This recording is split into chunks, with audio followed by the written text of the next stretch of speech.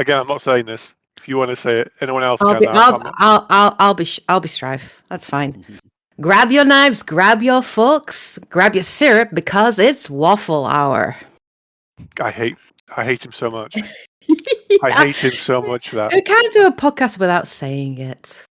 To be honest, it was a stupid bet at the beginning of this Brilliant. year. I love it. It's well catchy. It is. I know.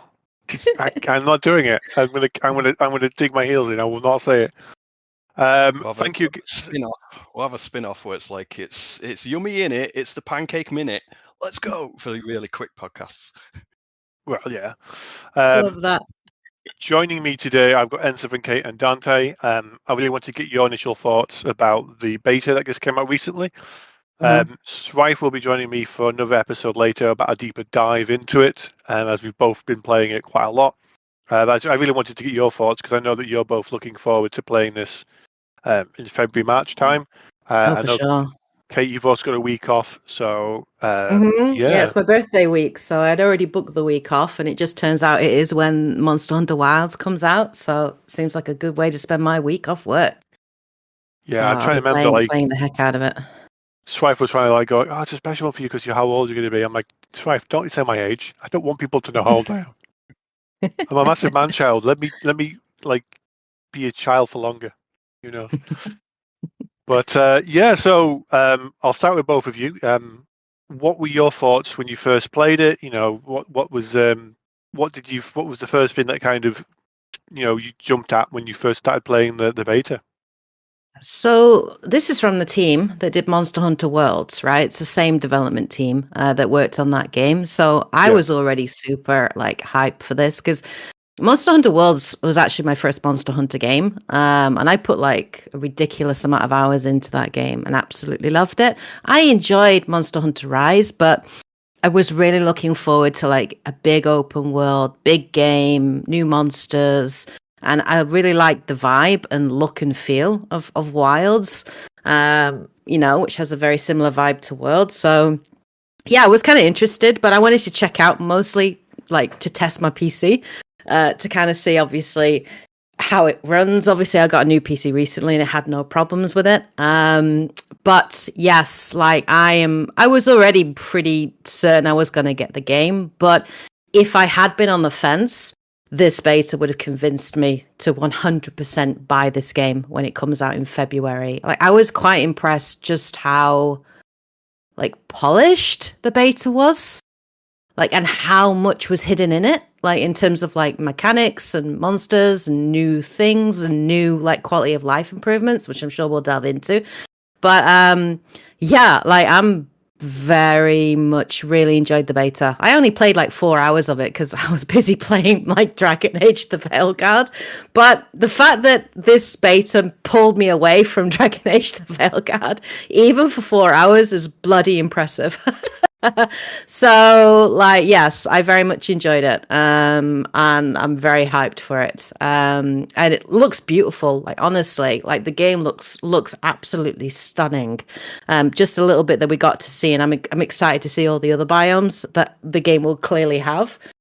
From the trailers, but visually beautiful, really cool, and it was just fun to be back playing Monster Hunter because I had such a blast when we played it on World. Some of my best memories, of some of my multiplayer, playing with friends, are from Monster Hunter, and we made some really fun compilation videos and things.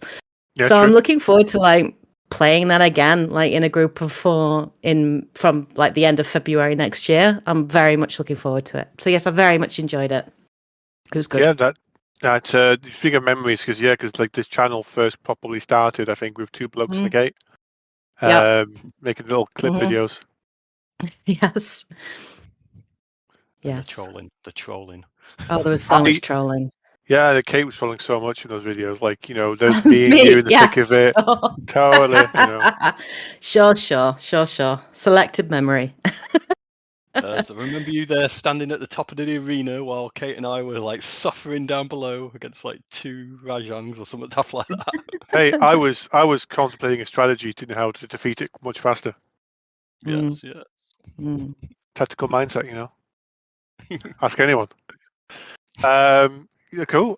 Dante, what about you? What did you think of because I know you've played a little bit as well, haven't you? In terms of, but you really? played on the PlayStation or was it the laptop? I spent possibly a bit too much time later. I was trying to get back with like my character from World, and like the character I creator, really like that the open beta demo would keep you save, so you can just start out with that character that's and then be great. back crosses over, and that it gave you infinite edit vouchers to get it right before release. So That's pretty cool. That I thought was genius on their part.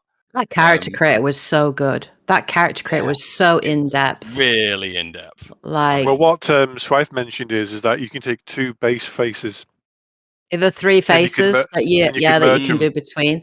Yeah, Dragon Age. I don't know if it's a new development thing, but Dragon Age the Veilguard has the same thing where you can like take 3 faces and then you can like move a thing between them to like find the best balance that you want, and then you can even tweak it further from there. And Monster Hunter Wilds had the same like character creator. It was very jarring to have just come from Veilguard to then into Wilds and have the same thing, but I guess it meant I was a little bit more like familiar with it. But I totally made the younger sister of my Monster Hunter Wilds character, Cora. And I think in Wilds, I think, in World it was Cora, and in Wilds, what did I call her? Kira, I think? Yeah. I can't remember. Yeah. So I'm making her younger sister that's traveling in the wilds. Yes. Nice. Whereas Takako, my inner minority, shall be returning along with Spike, the mostly blue and purple Palico. Spike's badass. I'm just going down the Officer Jenny, Nurse Joy route, that all my characters are basically like sisters or cousins for each other. And they all use guns for however reason. That's my theory. 2 weapons now. Love it. Oh my god. Yeah. Like there was so many improvements. Yeah, they're quite a lot. Like we barely touched it compared to yourself and Sryth, but we still noticed and got out of like so much of the new game mechanics and some of the quality of life things. What was your favorite? What was your favorite quality of life that you personally found when you were playing? I think one of them was the quick healing, the context sensitive healing, almost, if you will. So you mean the optimized healing? Yeah, it will use whatever potions required to top up heal your health, the most effectiveness. Or if you're paralyzed or blighted or whatever, status ailments, to fix you up. I was like, oh, that's nice, because I remember in World I just kept setting up so many different screens, like the command wheels for like, that's going to be my healing wheel. This is for teams. This is for attacking. This is for, and it's like, good. Continue. Sorry, my apology. Yeah. No, I thought you were gonna like tell me something new. I didn't know about it. It's good because obviously when you're playing Monster Hunter so much, like a lot of the time when I was playing, there was a constant need of fiddling around, finding your bullets or fiddling around, finding that specific item to heal you back up when you fight. And when you're in the middle of a bloody fight, and every time as soon as you go into that like shortcut wheel, whatever you're doing, that monster's going to go right for you. Yeah. Like there are so many deaths that were just caused through like trying to find the right thing and not being able to find it fast enough. So that is gonna hopefully, I hope, lead to less deaths, which would be good, or just a lot smoother gameplay. So yeah. Or even in the bottom corner, like holding that trigger and then pressing like X or circle or whatever to like scroll across. It's like, where's that item again? Where is it? Yeah. So I agree. I really like that. I to be fair, I didn't even spot it until Sryth pointed it out to us. And I'm like, oh my God, yes. And just the status ailment for me is a game changer. Like, because then, like, particularly if you're new to Monster Hunter, like as somebody who was new to Monster Hunter in World, it took quite a while for me to learn all of the mechanics, right? And I think for me, I was very lucky because I had friends that were seasoned Monster Hunter players. So if I had like a certain status ailment, like somebody, in my team could be like, you need this or you need that or you need the other, right? So I knew to craft that. I knew to go in prepared and all that kind of thing. But I think if you were a newcomer to the game, I think it makes it a lot friendlier for like newcomers, for new players to hopefully jump in and just have a blast, right? In terms of like fighting the monsters, without like getting too buried under like all these mechanics and the crafting and all different things for different status ailments. So I think that is better in a way. Although I don't know how seasoned players will feel. They'll think it's easy mode, I would imagine, right? Like more seasoned players. Like, this is easy mode. What's going on?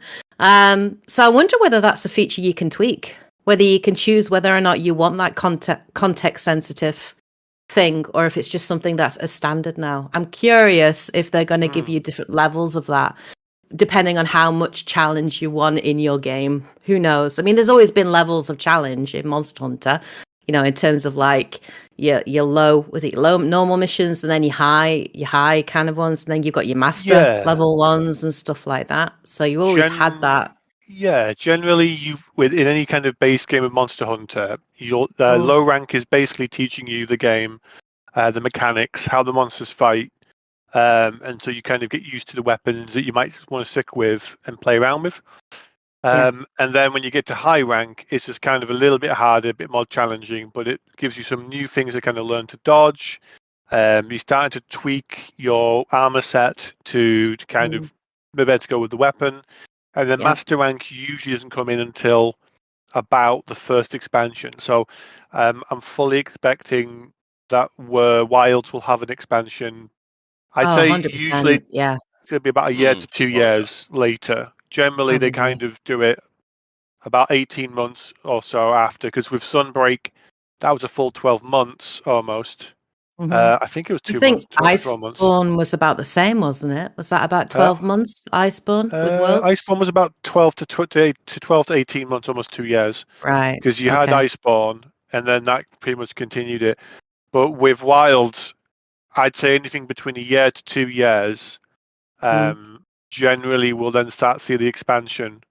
But the thing is, with World, they had a lot of content, because when we played together, there was like the seasonal content, like your spring, summer, winter, autumn. They had the Gold Culver Trough monster fight, with they earning money from that. Yeah. They had event quests, like special themed ones, like getting like skins from like Devil May Cry and The Witcher 3. I remember Witcher Geralt 3, turning up, which I friggin' loved. Street Fighter, Resident Evil. So I think there'll be plenty of content to do up until the first expansion. If World is doing it and it's even half of what it was before, I think there'll be enough stuff to do until the expansion comes, because when the expansion comes, there's so much content in that anyway. I mean, Sunbreak and Iceborne had so much to do. Massive. And introducing Iceborne like introduced like whole new like game mechanics with the grapple, right? The grapple feature and everything. So like I can imagine, and like new areas to explore, like an entire new base camp kind of thing. So I didn't get to play Sunbreak, so I don't know how extensive that expansion was. But Sunbreak, I did about it was like a game and a half. I did so much extra content that it felt like the Rise was like the demo, because you had so much more monsters, so much more content, so much more event quests, additional bosses, even rarer ones, and then in Rise, you'd go back to fight a creature called Amatsu. So like a really powerful storm dragon, which could wipe out an entire map if you weren't careful. So it's a really, there's so much more content in that one. Yeah. I think one good thing I suppose with the game is like for the first time, like Monster Hunter Wilds is coming out on both console and PC at the same time. So like that's new, and I love that. I love the fact that they've gone with that. I think it's great. I think it's a smart move. And the fact that they've got cross-play supported behind that as well. But it also means that the development team can work on, obviously they'll do bugs and fixes and things and balancing and stuff like that. But also it means like they're not spending like maybe half the team working on a PC port. You know what I mean? It's going to come out 12 months later. They can actually just concentrate on content straight away once they get to that point. I think that's a good thing. You know what I mean? Rather than staggering those releases. So I think that's just gonna. I don't know if it will make the development quicker. Probably not, given like just how complex game development is now. But I think certainly it's better that they can focus like their energies together, like on new content. But yeah, 100%. Like the game's going to be massive. But even the beta, like I always think the beta, like Monster Hunter Wilds especially, did a really good job of just like showcasing all of the new features and everything for people to get a sense, and the fact that you could try all of the weapons out and have a look at them. And I was really surprised because I usually do longsword, which I did in both World and also Rise. I played a longsword user, but actually in Wilds, I'm not gonna. I absolutely fell in love with dual blades and the bow, and I think that dual weapon, like being able to wield two weapons, is absolutely genius. Because one of the things I guess not frustrated, but one of those things I always found difficult in the earlier Monster Hunters in World, with playing a longsword user, was any enemy that flew, like when they were in the air, I just spent the entire time dodging because I couldn't do any damage. I couldn't reach them. It was just impossible. So as a longsword user, I was much more useful against like ground-based monsters. Whereas in Wilds, I now actually have the option, and I tested this against the what was the dragon that we went against? The wyvern? I forget the name of it in Wilds. Radal, right? As soon as it basically went to the air, I could just jump back on my mount, swap to my bow, jump off, and then do damage, and carry on doing damage. So I thought that was really cool, like having that option between, being able to do more fun in your face combat with the dual blade and also ranged combat with the bow, and having the best of both, which is just going to be more fun and just make it more strategic, like in terms of what you bring with you. So I really enjoyed that. That was probably one of the new features that I enjoyed the most. And I really enjoyed the dual blade and the bow. Oh my God. Like they've changed them. Like some of the mechanics in it, especially the bow, that lock-on tracker. It's so much fun. And it's just great, really great. So I think I'm probably going to main those two weapons in Wilds when it does come out next year, probably. I wonder if they nerfed the insect glaive a little. There was definitely some quality of life things in there that I really liked. It's like, you can see the essences and all this and that, and a few other things. But it's like, I'm sure there's some cool ass mid-air combos I used to do in the World, but I just can't do in this version anymore. It made it harder to juggle in the air, to stay in the air. Is what you were saying? To stay up. Yeah, you just like. Just. But that was the odd thing about the demo as well. I'm surprised they didn't have the training area open so you could test a lot of things before going out, because a lot of the mechanics have been tweaked or changed here and there, and that I'm still get button muddled even after 500 odd hours in World. And it's like what kind of thing. So I did like the amount of guides for each weapon though. And even the option screen, between the option screens and the guides and tutorials and this and that, it's like, oh right, so as long as you focus down on something, you can really like learn these weapons, which I'll probably need more since I keep chopping and changing between games. It's like I was hunting horn in Rise, and oh then, right, you were the team buffer. Yeah, and then World I was purely insect glaive, and then in the old games, I was always dual blading. So now it's like, what about a bit of longsword maybe, or a bit of ranged? Yeah, I like that idea. Or maybe I'll try and do a bit of both, bring out the hunting horn to buff everyone again. But yeah, I just really, although I think it's going to take some getting used to again, and it will probably, make it easy, slow start when the full game comes out.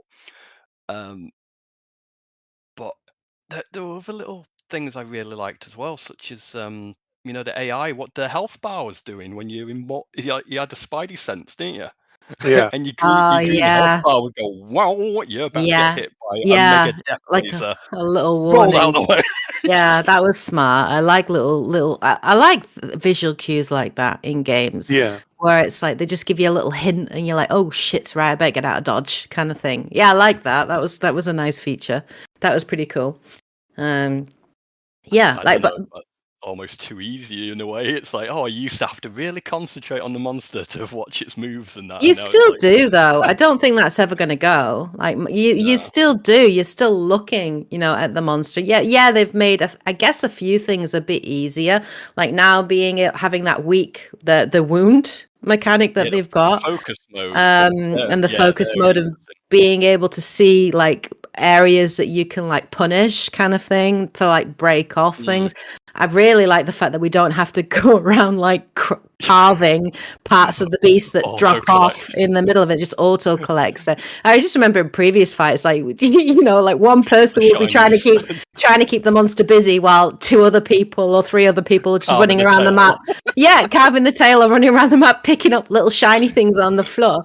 So I think that stuff is better. Like you focus more on the monster and the fight rather than getting distracted by other things. So yeah. So no word of lie. There is still if you cut a tail off, a bit of it. you still have to you still have to craft it. arm the Good. tail. But I like that kind of thing. Yep. Like with things then some things still drop on the floor, but predominantly a lot of it just gets put into your inventory, especially if you're abusing the weakness exploit with the wounds and stuff like that. That's what we kind of worked out from there. So yeah, I mean the thing, what I kind of liked in terms of the quality of life is like you can cook anywhere now, which is really, really cool. The portable cooker. You get more trank bomb types, which is really, really cool. Like a trank bomb, trank knife. There was another trank type weapon. Interesting. Can I get trank arrows? That would be cool. Yeah, I mean you could be 4, I think. Yeah. As a bowman, you could get trank arrows. You'd have to. Oh, could you? All right. Oh, yes, you could. Yeah, that's right. Because I never really played the bow that much. I played a little bit of in World, but you'd get diminishing returns though, and for it to proc, you'd have to shoot them like twice as much the second time round, and right. And then we'd already an accident. I think that's like exhaust arrows or sleep arrows. But there's another one which is like a trank. So if you like stun a thing in a trap, if you use 2 trank bows when they're almost dead, or 2 trank bullets, it knocks them out, and then they're captured. Them out, yeah. So it's really good. Yeah. Playing like bowgun was so easy for capturing stuff. Because I just go trank bullets. Don't have to worry about my trank bombs. Because go bang bang. Done. Yeah, I have to be careful. I think with the wound mechanic as well, because certain weapons, like their final attacks or their like ranking up attacks, like you need to have that focus mode on for the wound, for the weakness. So as a team, it's going to be like being super careful that I let some people like take that out so they can get to that last rank in their weapon. Because like in the bow, if you aim on that focus mode, it just locks in on any wounds on that beast, and just all your arrows just shoot like literally home straight onto it. So it's very easy to like just explode like all of the wounds. So I have to be super careful, or I'm going to have Sryth yelling at me.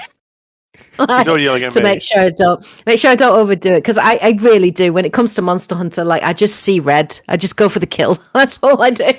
I get in my zone. I just get in my zone. I'm like, I have to do as much damage as possible to take this creature down. But so it's gonna have to be like being strategic with those wounds. But also like with the dual blades, the really cool spinny move that you do, where you're like Sonic on crack. Is what I call it.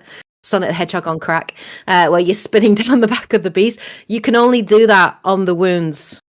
So that ability is not even available. So what happens is like you hit the wound, you spin down, and then you catapult up into the air, and then you use your grapple thing to pull yourself towards another wound and do more spinny attacks down the other side of the beast. So if it has multiple wounds, you can just keep like doing that attack and pulling yourself back to the creature. Badass. It's really cool. It's awesome. Like it felt incredible to pull off, and it looked amazing as well. I was trying to read through them all, but like every weapon has its own unique like new animation and follow-up attack once you go for the focus like wound attack mode. Yeah. And it's like, oh, that's it makes me want to try out all the weapons more than any previous Monster Hunter, actually. Just to see what those are. What we can do. Well, you can. So yeah. Other little quality, just things keep popping in my head. It's like the pop-up camps, for example. That's gonna be a good idea, isn't it? Well, yeah, sure. Being able to like fast travel to certain areas. Actually, even speaking of that, it feels very more open worldy. Even the meals not just lasting a fight. For that fight, yeah, they go actually on lasting for 30 minutes or so. Yeah.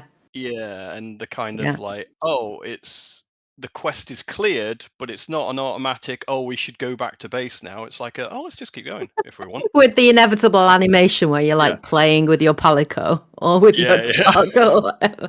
Quest complete. Yes. Yeah, I do like the fact that it's nice this season. But I hope they do kind of have that, because I'm not going to lie, it's very cheesy, but I kind of like it. Like, even when I was playing Grand Blue Fantasy, at the end of doing certain quests, I'm like, oh my god, they just ripped that straight out of Monster Hunter. Right at the end of it. And I'm like, I love it. I lap it up. It's brilliant. Well, so I kind of hope that they do have it. The cool thing with the meals, which we worked out, was so as you collect the ingredients, you can obviously boost or buff the meal. So, for example, make it last 50 minutes. Give you better healing and stuff like that. Visually, the whatever ingredients you use will show up in the cutscene. So if I use mushrooms and honey on my steak, it shows them being put in there. If I use prawns, it's really good for that. But the other cool thing about it as well is, so as you've noticed, mentioned about, we don't have to head back to camp. Even if you are in camp, there's no load. You just run outside and you're in the open area. There's no, I need to walk through a door, loading screen. Now I'm in the zone. Let's go. It's just, that's it. You're in. So that's crazy, especially like I love the link play where I can get people to join my link group so they can see what I'm seeing and doing. And like we could be willing about doing separate things. Yeah. They have come like a long way with it, and yeah. I wonder how long they've been working on this game. Yeah, because it's a totally separate team. So did they just start iterating and working on it as soon as the world finished? And they've just been working on it as long as that? That's awesome. I think as soon as Iceborne finished, they would have started on this, because there's two teams, as far as I'm aware. I could be very wrong, and obviously people might in the comments correct me on this. But you've got like a team that does the handheld, like the Switch, which is like your Rise and Sunbreak team. And then you've got the team that did World. So as soon as World finished, they would have started the concept work and the monster designs and the mechanics and everything else from that. And as Rise had come out and Sunbreak had come out, anything that may have done really well within that particular facet of it may have been included into this one. So, like, for example, the Palamute from Rise and Sunbreak. I think that's an element that may have stuck around for World because it was really popular. So they're two separate games in terms of mechanics, but I like to think that as they were building it, they were like, okay, let's keep in the Palamute type character because it works really, really well. Yeah, it does. I mean, they'll have been doing it for a number of years. And the fact that we're getting it now. I mean, me and Sryth have been like the last couple of months to a year or two wondering when they're going to announce. I think one of our earliest podcasts of this year was like around, I think, February, March. We had said we're waiting for Monster Hunter to be announced. And I had said it's probably going to get announced Tokyo Game Show or toward the end of the year, like say summer, September time. Because as soon as Sunbreak is finished and they've done everything with it, they'll then start to prep and announce the next Monster Hunter. Because they don't really want to have two going at the same time. They'll have as in like actively doing stuff with it. They'll once they finish one, the next one's then set up. Because we won't hear anything more about a Sunbreak sequel-ish type game for that type of team for a good few years. More because obviously you've got the Switch 2 coming out at some point. Whether or not they're going to make one for the Switch 2, I don't know what that's going to mean for crossplay or anything like that. So a lot of it's going to come down to, I reckon, probably what's going to happen with this game. So that will be intriguing. I hope going forward that they just stick with the whole it's out on all platforms on the same day and it's cross-play across the board, because I really like that. I think it's great. I think the Monster Hunter community is absolutely massive, and it's only grown, in the last kind of 5 or 6 years, especially with World, because I really do think that Monster Hunter World broke that kind of barrier to entry for many people, like myself included. I'd never really been interested in Monster. I always thought Monster Hunter was quite a niche kind of series, and I was a bit intimidated by it. But World was the first one where I'm like, I'm going to give it a go, and I absolutely friggin' loved it. And I just think that doing it across the board multi-platform is just a better way to go. I just think it's more consumer friendly.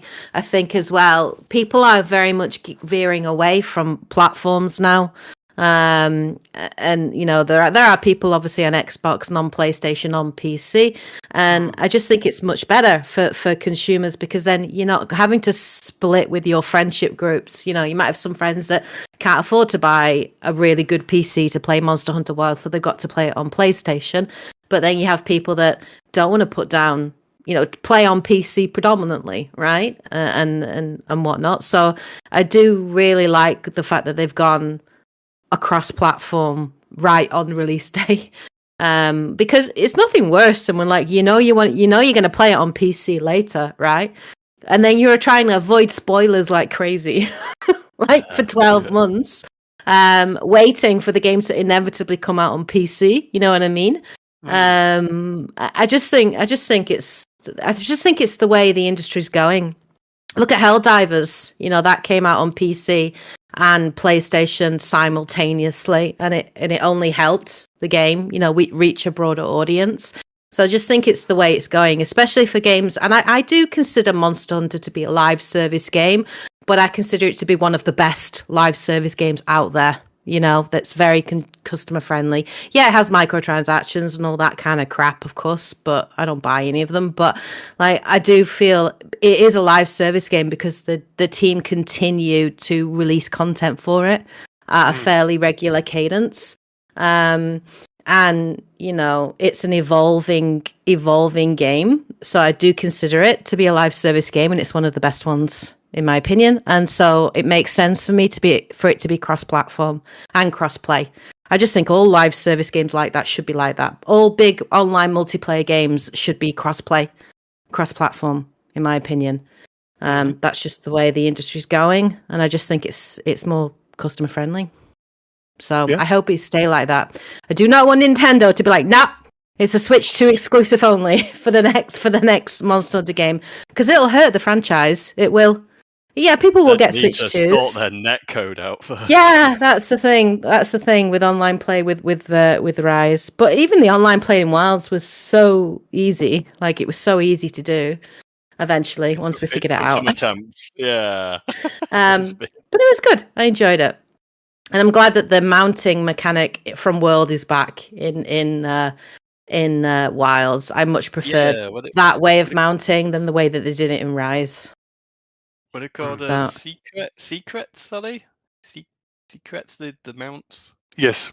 No, I mean like mounting a monster. That's what I meant. Oh, that mountain. Well, yeah, that mountain. Yeah. Yeah, that will have to get back to use again. You might get your grab claw jumping back as well. I don't know. I mean, that was Iceborne. I don't need it. Yeah. It'd be nice if I do get it, but I don't need it. So.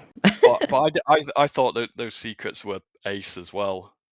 Like a definite upgrade from the Palamutes, because like you get those little invincibility frames mid-battle. They're coming really quick. You just like scoot off, and then you just like, just heal up, sharpen the weapon, and you can even shoot a bowgun from it. It's like, the fact that you can actually like shoot from it, use your ranged weapon, really cool. And then I kept using it to jump off just to get the airtime, like strikes with the hammer, for example. It's like, this just really mixes it up even more. Yeah, or you could use it to actually mount. You could use it as a mechanic to mount. Yeah. Couldn't you? Because you have to be able to jump at the creature. Can you just imagine, like the four of us just like circling this monster? and taking it in turns to like jump off of our mount onto this monster, with one of us eventually getting to mount it. You can just see it happening. It's like, who causes the last bit of overflow damage means you get to stay on. Like, so kind of like Empire Strikes Back kind of thing, with the walker. Oh my god, that would be fun if you could actually do that. Have like lines of like rope behind us or something. Close like, oh come on, I'm giving genius ideas here, Capcom. Just take it. Have it. I don't want anything with it. Nearest we can do is tangle them up in vines or put them in sand traps when it all. I'm glad to see that back though. I'm happy to see that in. So, but yeah. And even had like little new clash. What was it? What were they called? Offset attacks, I think, with like the greatsword or heavy, where like if you counter attack at the moment they're about to head nut you, for example, you could actually stagger them or even flip some in some cases. I remember Sryth was using it a bit as well. Okay. And yeah, if you it's one of those do or die moments. You time it right, and you could just send them flying. Dual blades are not big enough for that. No, I think it was only like the great sword and the greats, certain weapons. Maybe the hunting horn and the hammer. I was looking through them, and I like just all the extra options you've got in the game now. It's like it's complicated enough, and this makes it even crazier. But once you get used to it, there's going to be so much you can do to take these guys down, and I think it's going to be a right laugh when we get the multiplayer on again. I can't wait. I'm so looking forward to it. I think I'm going to stream it as well when we play. I'm 100% going to stream it because it just had so much fun. So I might have to be like, please don't swear too much if you can on stream, because I'll get in trouble. But yes, I'm very much looking forward to it. I really am. And yeah, it'd be fun if like we end up doing compilations again, just of all the funny shit that happens, all the crazy stuff. I found like short clip video of like just me screaming. Like as like someone was barreling towards me trying to burn me to a cinder. I've got to find those footage and share them with you guys, but yeah, they were good fun. I could just see Edge putting the ghillie mantle on and just slowly sneaking off to the side. Just hiding. Yeah. Planning strategically. Yeah. That's what I'm doing. Yes. I'm assuming the other mantles will be making a return. I would think so. Yeah, I think so. Definitely. So what monsters would you love to see come back when it comes to, from any of the Monster Hunters? And if you want to give me a reason as to why you'd love to personally see it in the game, by all means. But is there if you've got more than one, but is there any monsters particularly, starting with Kate, that you'd love to see come back? Quite a few. Odegron. I think we're all agreed. Odegron needs to make a return in Wilds, especially as I won't be a longsword user, but that armor set, so badass. Like the really twin blades cool. are great for that as well. Yeah, really cool. But also just a really fun monster, like beast to fight, like with its bleeding effects and everything else. And it's just super fast and super aggressive. And I always had a lot of fun fighting Odegron. So probably Odegron is probably my most wanted of the creatures. Other ones I'd kind of like to see, because I kind of enjoyed fighting them. Kirin was fun, although it's an elder. Is it Elder Dragon? So it might not. It is an Elder Dragon, but we never know. It might not appear, maybe. But I liked Kirin, like with the unicorn, lightning unicorn, as I used to call it. So much PTSD with that one. Yeah, and just because it's fun to say, Dobi Gadachi. The Dobi Gadachi, I want to see come back to. I also really like their armor sets. Like I really enjoyed their armor sets, like in World. So I kind of, and the fact that we can actually wear both male or female armor sets now freely, absolutely love it. And you can mix and match between, just great. Because some of the female armor sets in World were, it's a bathing suit, guys. It's not armor. So I'm very much like happy that we can choose between both the male and female. There are some armor sets that do look better on the female character, though. Not gonna lie, you know what I mean? But I'm looking forward to seeing the armor sets and being able to mix and match between either the male or female version. But probably Toby Kadachi as well, because I also really loved like its mechanic of like climbing up the tree and then like jumping at you and stuff. And was it Toby Kadachi the one that put you to sleep? No, that was that was the bat. Right, and the Paulumu, that was fun too. The Paulumu. Yeah, the floof bat. The floof bat, yeah. I always really enjoyed him. So yes. There's most of my there were some monsters I enjoyed in Rise, but a lot of the monsters in World were like really fun. So probably those. I won't say any more because I've probably stolen a few already off of you guys. I'm assuming we're getting a Rathian or Rathalos back. Sure. Oh, hell yeah. I mean, it was in the trailer, so I'm pretty sure that's a given. That's a Monster Hunter staple right there. Yeah. I think. Oh no!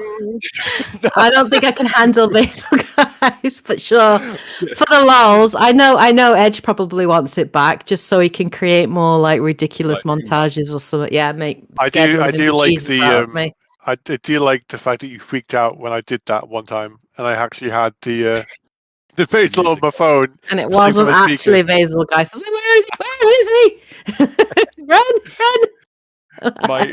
My actual real answer, however, though, was Namiel, because I really like nice. Yeah. Jellyfish, stingray, manta ray.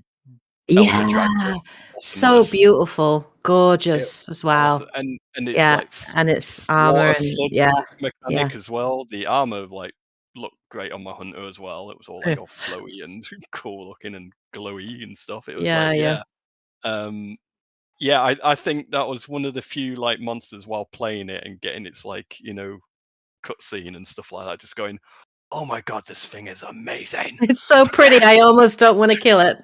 I know I have to kill you, but be my pet. Yeah. Let me fly upon your back. But yeah, so Namiel's definitely my top answer. But as always, every Monster Hunter game, bring it back. Yep. Cool. What about you, Edge? Well, I mean, the two that I want the most, I mean, there's 3 or 4 that I'd say, but the 2 that I want the most, Odogaron as a given, because I love the armor set and I love the dual blades. You like sickle scythes you could have on chains, which were really, really cool for like doing some like crazy damage. Other than that, for Odogaron, the one that I really want to see, because it was from the first Monster Hunter game I played, is Lagiacrus from Tri. Because it was such a it's such an iconic monster. It's like a lightning sea dragon. Yep, I know how it sounds. How does that work? When the thing had underwater combat and like you're underwater and it can shock the water. So you're like, I need to move further back. I need to swim further back. Going back further, like you have to swim so much, and you need oxygen to worry about as well. So yeah, Lagiacrus is such a fun monster because it could also chase you onto land. So it could fight you on land and fight you in the water. So it was a pretty terrifying fight. Oh my god, I've just brought a picture of it up and what the heck? That looks crazy. It looks amazing. Wow. But the thing, the armor set looks pretty cool as well. You look up for the armor set for Lagiacrus. I'm gonna look it up. Because like it was like ooh, that's well funky. That's very like a dragoon kind of looking armor set. Very longsword looked pretty good for it too. I think longsword was around that point. Right. I remember trying to fight that on the 3DS. That was difficult. Yeah. Well, saying that, we got pretty far in it. We played on Tri Ultimate. We fought Lagiacrus, and then we went on to Brachiodios was the first time I felt that thing on there as well. Alatrion, which was in World, was also in that game. I'm like, oh hell. So when I'm like going, oh shit, and you see me running away, you knew full well, oh crap, Edge is worried about something because he's fought it before. It's like, we can take it on. No, we can't. No, we cannot. It's like Rajang, and I was like seeing Rajang just beat the shit out of like a Kirin, and then an Azure Rathalos, and then a Devil Joe, and you think to yourself, well, okay, this is going to be one of those fights. Yeah. So yeah, those two are the big ones I really want to get. Whether or not they are going to come or not, I don't know. I think Odegon got done dirty on Rise. It should have been in that game. Especially because it was like a Japanese style game, like very Japanese kind of. This is a perfect setting for that. Crazy that he wasn't in it. Kuluyaku. Do you know what? I kind of like Kuluyaku because it's a fucking annoying bird. But I mean, armor set looks pretty cool. And then finally, the one, the last one I think I'd like to see come back would be, and it's pretty bloody obvious, is Rajang in some shape, way, or form, or like a different version of him. Because now we've got a fire monkey, we need to see who tops the monkey chart there. Also had really good armor. Like it was a really cool, funky armor in Rise. Like I think I remember maining that as one part of my, because I had a mixed match armor set. I remember getting a triple barreled shotgun from his weapon. Yeah. I remember one of them ripping off that horn of that poor Kirin. Like, what was it? Oh God! Yeah, fucking hell! I remember that. Jesus Christ! Love the power creep when the badass monster gets pwned by another badass monster. And just like I remember, like Lunastra and Teostra. When they were like the mating dance.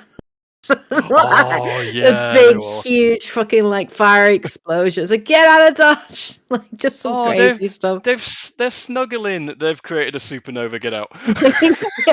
Yeah. Run! Just mental. Yes. I'll miss it when I go back and play World. Oh my God! And then the fact that like, it's like, run, bitch, run! It's just like running away from like crazy shenanigans. We do need to go back. Maybe we could do some like World before to get ready for it. Just to get us warmed up for it, kind of thing. Yeah, possibly. Start getting all the buttons mixed up again. Yeah, because it's going to be totally different for whiles. Maybe it's best not to, because we'll just confuse ourselves. Possibly. Hopefully, there'll be another demo that comes out for that one. Hope so. So we've gone through both sets of monsters, haven't we? We said, didn't we? We've all done our favourite ones. Yeah. So. Yeah. Yeah. Thank you guys again for joining me on the podcast. If anybody is listening, very welcome. If anyone listening below, please leave feedback or comments or things you want us to talk about, or what you want us to talk about next about the thing. I am uploading some video footage shortly of the character creator, and then some highlights of the hunts that we've been doing, and then likewise, our thoughts and bits and pieces, and then potentially end of the year coming up, there will probably be a podcast of the top highlights of the year. I know Kate does one. I've been RPGing most of this year, so most of mine will be RPGs. Yeah, I'm not even doing a top 10. I'm literally going to be ranking every game I've played this year. I've played a lot of games. Surprising amount, to be fair. And it's also been actually a pretty good year for my backlog. I've beaten 8 games in my backlog this year, which I'm very, very proud of, given the fact that I also running a channel and working and painting and everything else in between. So yes, I will definitely be up for doing a podcast or something. Just an end of year reflection kind of thing, which would be fun, just a fun chat sort of thing. But I will also be doing like just ranking everything I've played this year, because I think sometimes like when you just do top 10, there's a lot of other games that you might have played that don't get a shout out, which is sometimes a shame. So that's why I thought I'd try something a little bit different this year, just to give every game its little spotlight that I've played. Yeah. So yes.